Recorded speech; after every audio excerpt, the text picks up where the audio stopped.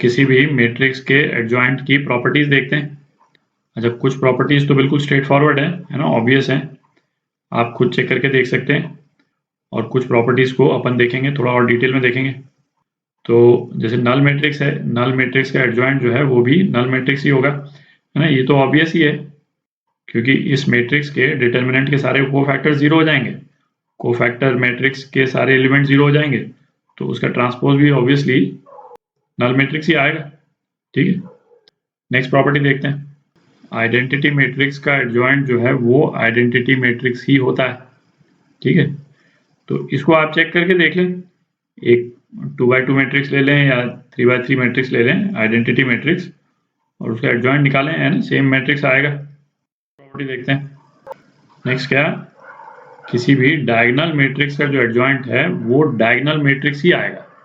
अच्छा, इसमें ये नहीं बोल रहा है कि सेम डायगोनल मैट्रिक्स आएगी, कोई दूसरी डायगोनल मैट्रिक्स आ जाएगी, पर आएगी डायगोनल मैट्रिक्स ही। ठीक है, इसको अपन करके देख लेते हैं। एक 2x2 मैट्रिक्स ही लेते हैं। डायगोनल मैट्रिक्स क्या होता था कि डायगोनल जो है वो कोई एक डायगोनल एलिमेंट नॉन जीरो होता था और बाकी सारे एलिमेंट जीरो होते थे। तो अपन डायगोनल्स को नॉन जीरो लेते हैं, जैसे ए और बी, और है ना बाकी जीरो हो गए। ठीक है, तो इसका डिटर्मिनेंट जो है वो क्या हो गया, ए जीरो जीरो बी, ए मैट्रिक्स इसको बोला अपन ने, तो डिटर्मिनेंट ए ये हो गया। अच्छा, इसके कोफैक्टर्स यदि अपन लिखेंगे तो C11 जो है वो B हो जाएगा, C12 क्या हो गया, 0, C21 ये भी 0, और C22 ये क्या हो जाएगा, A हो जाएगा। ठीक है, तो कोफैक्टर मैट्रिक्स A की ये क्या हो गई, B 0 0 और A। ठीक है, तो अब एडजॉइंट जो है वो क्या हो गया, एडजॉइंट ए का एडजॉइंट वो क्या हो गया, ये कोफैक्टर मैट्रिक्स इसका ट्रांसपोज, सी ए का ट्रांसपोज, तो ये क्या हो जाएगा भाई, 0 0 ही इंटरचेंज हो रहे हैं, है ना, बाकी एलिमेंट्स तो सेम जगह पे रहेंगे, तो बी 0 0 और ए। ठीक है, तो आप देखें ये भी एक डायगोनल मैट्रिक्स ही है, केवल डायगोनल में एलिमेंट्स आ रहे हैं, पर ये डायगोनल मैट्रिक्स इस डायगोनल मैट्रिक्स से डिफरेंट है। जैसे आइडेंटिटी मैट्रिक्स के केस में तो ये पूरा डायगोनल 1 1 ही रहता है, तो हम डिफरेंशिएट नहीं कर सकते, मतलब है ना, तो दोनों आइडेंटिटी मैट्रिक्स सेम आइडेंटिकल हो जाती है। डायगोनल मैट्रिक्स के केस में एक डायगोनल मैट्रिक्स आएगी पर वो डिफरेंट होगी। ठीक है, नेक्स्ट प्रॉपर्टी देखते हैं। अच्छा, नेक्स्ट प्रॉपर्टी देखने के पहले इसमें एक चीज और देख लें, डायगोनल मैट्रिक्स का एक फॉर्म जो है वो क्या होता है, स्केलर मैट्रिक्स। स्केलर मैट्रिक्स क्या होती थी, सारे डायगोनल जो है वो सेम होते थे। ठीक है, ए यदि 3x3 ले लें तो ए 0 0 0 और बाकी सब 0। ठीक है, डायगोनल नॉन जीरो होगा और सेम एलिमेंट होगा, तो ये जो रिलेशन है वो स्केलर मैट्रिक्स के लिए भी उतनी ही ट्रू है। ठीक है, कि एडजॉइंट ऑफ स्केलर मैट्रिक्स, है ना, ये क्या आ जाएगा, स्केलर मैट्रिक्स। ठीक है, अच्छा, इस वाले केस में भी जो ये वाली जो स्केलर मैट्रिक्स है वो इस स्केलर मैट्रिक्स से डिफरेंट होगी।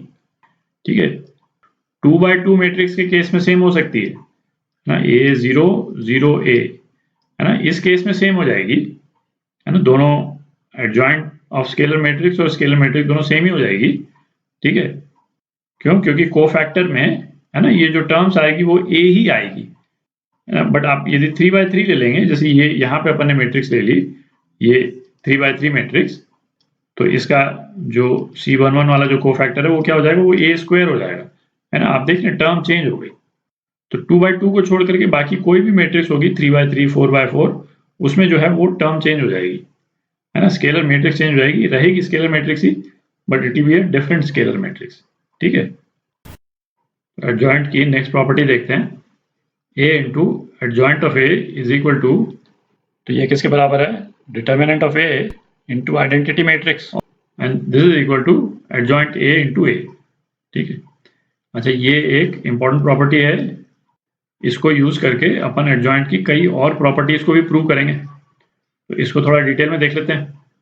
तो ऐसा करते हैं, एक है ना 3x3 मैट्रिक्स ले लेते हैं, ये जो है एक general 3x3 matrix, A11 A12 A13 21 22 23 और A31, 32 और 33, ठीक है।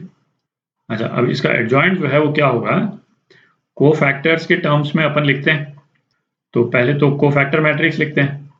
कोफैक्टर मैट्रिक्स जो है वो क्या हो जाएगी, C11, C12, C13, C21, C22, C23 and 31, 32, 33। ये तो कोफैक्टर मैट्रिक्स हो गई। और एडजॉइंट जो है ए का वो क्या होता है, इसका ट्रांसपोज, ठीक है। तो एडजॉइंट ए ही लिख रहे हैं अपन सीधा, तो सी ए का ट्रांसपोज है ना। तो ये क्या हो जाएगा, C11, रो और कॉलम को इंटरचेंज कर रहे हैं अपन, C11, C21, C31। हम दूसरा कॉलम लिख रहे हैं रो के रूप में, C12, C22, C32 और तीसरा कॉलम C13, C23 और C33, ठीक है। ये एडजॉइंट हो जाएगा इसका। तो ये जो कोफैक्टर मैट्रिक्स जो अपन लिखी, अब इसकी जरूरत नहीं है ना, इसको मिटा देते हैं। अब अपने को क्या निकालना है, A इंटू एडजॉइंट ऑफ ए, है ना, इन दो मैट्रिसेस का मल्टीप्लिकेशन। तो मैट्रिसेस को कैसे मल्टीप्लाई करते हैं तो मालूम है अपने को। तो मैट्रिक्स मल्टीप्लिकेशन अपन कैसे करते हैं, रो इंटू कॉलम, है ना, फर्स्ट रो इसका, फर्स्ट कॉलम इसका। तो first row into first column यदि अपन लिखें तो ये क्या हो जाएगा, A11, C11 plus A12, C12 और A13, C13, ठीक है। अच्छा, और ये क्या होता है, ये तो अपने को मालूम है ना, ये फैमिलियर टर्म आपको दिख रही होगी, ये किसके बराबर है, ये ए के डिटर्मिनेंट के बराबर है।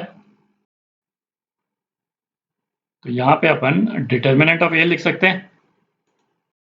अच्छा, नेक्स्ट टर्म निकालते हैं। तो नेक्स्ट टर्म के लिए फर्स्ट रो का हम मल्टीप्लाई करेंगे सेकंड कॉलम से, ठीक है। तो फर्स्ट रो ये हो गई और सेकंड कॉलम की टर्म्स क्या हो गई, ये टर्म्स हो गई।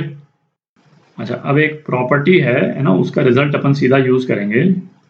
सपोज ये मैट्रिक्स है ना, A11, 12, A13, A21, 22, 23 एंड 31, 32 और 33, ठीक है।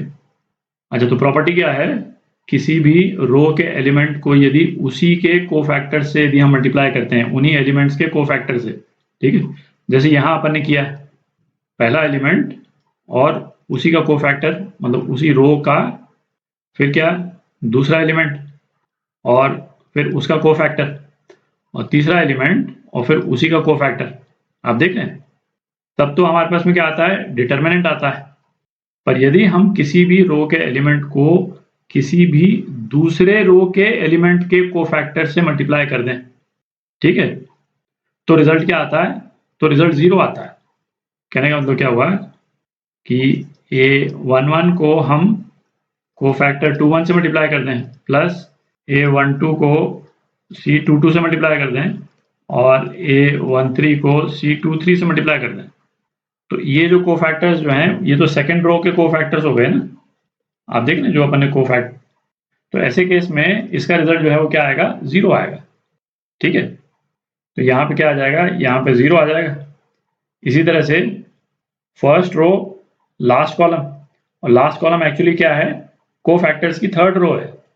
आप देखें 31, 32, 33, इस केस में भी क्या आ जाएगा, 0 आ जाएगा, ठीक है। अब अपन सेकंड रो देखते हैं। तो सेकंड रो में भी ये डिटरमिनेंट ए वाला रिजल्ट कब आएगा, जब सेकंड रो के जो कोफैक्टर्स हैं उनसे हम मल्टीप्लाई करेंगे। मतलब सेकंड रो को किन से मल्टीप्लाई करेंगे, इनसे। देख लें 21, 22, 23, ये सेकंड रो के कोफैक्टर्स हैं। तो सेकंड रो को जब इनसे हम मल्टीप्लाई करेंगे तब हमारे पास में रिजल्ट क्या आ जाएगा, अगेन डिटर्मिनेंट ए, बाकी के केस में 0। और इसी तरह से थर्ड रो के केस में 0, 0, और थर्ड रो को जो हम थर्ड रो के जो कोफैक्टर्स हैं ये वाले, है ना, इस केस में थर्ड कॉलम, उससे मल्टीप्लाई करेंगे तो रिजल्ट क्या आएगा, डिटर्मिनेंट ए, ठीक है। तो ये रिजल्ट आ गया अपने पास में। अब थोड़ी जगह बना लेते हैं। तो ये जो रिजल्ट आया है ना, ये क्या हो गया, मैट्रिक्स ए, है ना, ये तो एक स्केलर टर्म है, इसको अपन ने बाहर निकाल लिया, और ये क्या आ गया, 0, 0, है ना, आइडेंटिटी मैट्रिक्स आ गई 0, 0, 1। ठीक है। तो ये आ गया आपका determinant A into identity matrix n order की, जो ऑर्डर ए का है ना, उस ऑर्डर की आइडेंटिटी मैट्रिक्स। ठीक है। तो अब नेक्स्ट प्रॉपर्टी देखते हैं, एडजॉइंट ए का transpose is equal to adjoint A इसका होल का पूरे का ट्रांसपोज। ठीक है। ये वाला जो एडजॉइंट है वो केवल ए के ट्रांसपोज मैट्रिक्स का है, और ये हमने पहले एडजॉइंट लिया और फिर ट्रांसपोज लिया। इस केस में पहले ट्रांसपोज लिया फिर एडजॉइंट लिया उसका। ठीक है। तो इसको प्रूव करने के लिए ये फोर्थ वाला जो रिलेशन अपन ने निकाला था इसको यूज करेंगे, ए इंटू एडजॉइंट ए, ये किसके बराबर है, determinant A into identity matrix. ठीक है। तो अपने को जो एक्सप्रेशन निकालना है उसमें ए जो है वो ट्रांसपोज वाले फॉर्म में है, तो ऐसा करते हैं इस वाले रिलेशन में जहां जहां पे ए है ट्रांसपोज लगा देते हैं। ठीक है। बात तो एक ही है क्योंकि ए का ट्रांसपोज भी एक मैट्रिक्स ही है और ये ट्रांसपोज हो गया। ठीक है। अच्छा, अब क्या, जो राइट हैंड साइड में जो टर्म अपने को लानी है, ये वाली टर्म है ना, उससे दोनों साइड में मल्टीप्लाई कर देते हैं।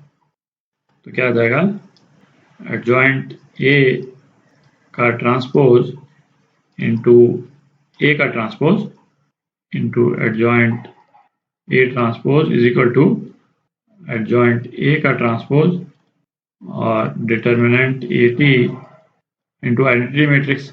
ठीक है। अच्छा, अब एक ट्रांसपोज की प्रॉपर्टी अपन यूज करते हैं, ए बी यदि दो अलग अलग मैट्रिक्स हैं उसका ट्रांसपोज जो है वो क्या होता था, बी का ट्रांसपोज इंटू ए का ट्रांसपोज। ठीक है। तो ये जो दो मैट्रिक्स हैं, पहली दो मैट्रिक्स जो लिखी हुई हैं, इसको अपन यदि एक साथ में ले लें, है ना, तो ये दोनों मैट्रिक्स का ट्रांसपोज है, तो ये एक्सप्रेशन जो है वो इसके इक्विवेलेंट है। ठीक है।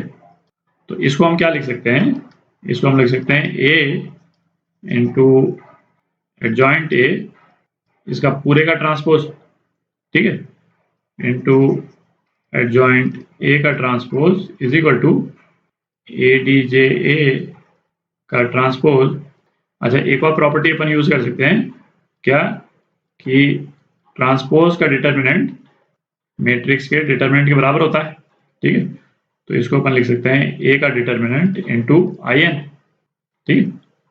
तो अब जैसे इस वाले एक्सप्रेशन में आप देखें, जो ये वाली जो टर्म है, अपन ये जो पूरा जो एनालिसिस कर रहे हैं, क्या कर रहे हैं भाई, ये वाली टर्म तो लेफ्ट में है ही, और राइट में ये वाली टर्म जो है वो ये भी आ चुकी है।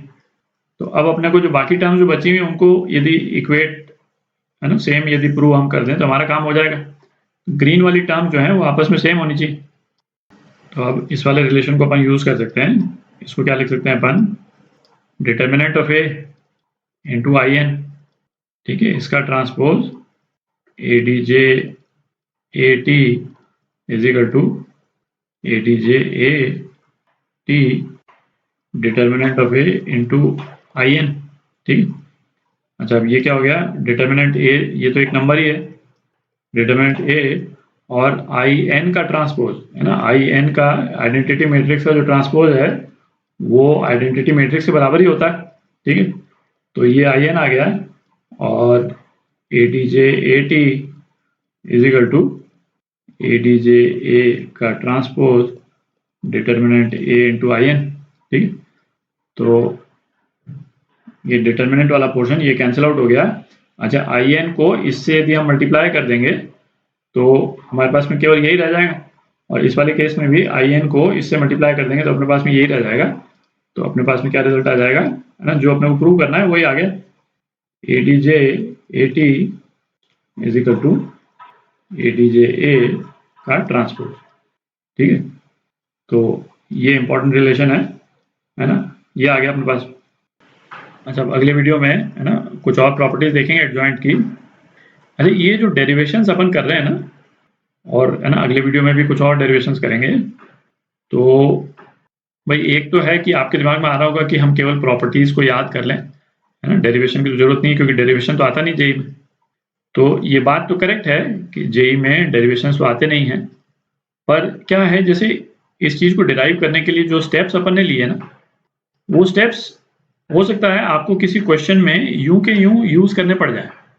ठीक है ना, जिस तरह से अपन ने मैनिपुलेशंस किए है ना, दोनों तरफ किसी से मल्टीप्लाई किया किसी एक मैट्रिक्स से, फिर उसको एक प्रॉपर्टी यूज करके हमने कैसे है ना कैंसिल आउट वगैरह किया। तो इस तरह के स्टेप्स जो हैं वो किसी क्वेश्चन में आपको काम में आ सकते हैं। तो डेरिवेशन का बेनिफिट जो है ना वहां पे आ जाता है, तो कर लेने चाहिए।